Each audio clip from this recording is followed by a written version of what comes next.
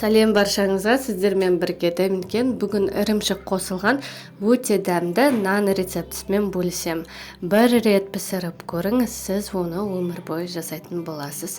Алдыңғы уақытта әлде көп видео рецепттермен бөлісетін боламын. Сондықтан да видео рецепттер жіберіп алмау үшін мен YouTube каналыма тіркеліп қойыңыз.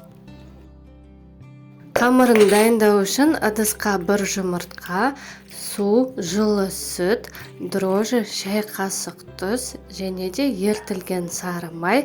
Сары майды алдын ала ерітіп, суытып аламыз.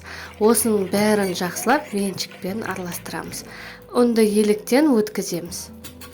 Ұнды еліктен өткізіп болған соң ас қасықпен араластырып, содан кейін жұмсақ қамыр илейміз.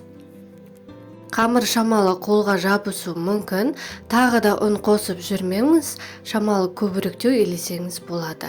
Қамыр көтерілу үшін бетін салафанмен жауып, жылы жерге көтерілу үшін алып қоямыз. Қамыр көтерілгенше ірімшікті үкіштен өткіземіз. Мендегі сыр, яғни ірімшік, ол сулугуни.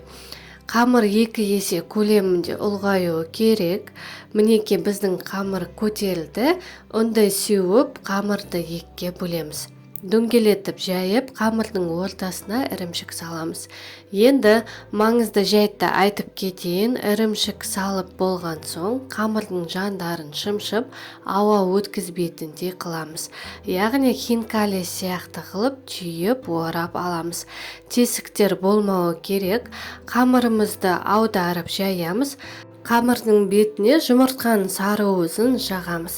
Қалған сырды бетіне сеуіп шығамыз. Алдын ала 180-190 градуста қызып тұрған пешке 15-20 минутқа пісіруге қоямыз.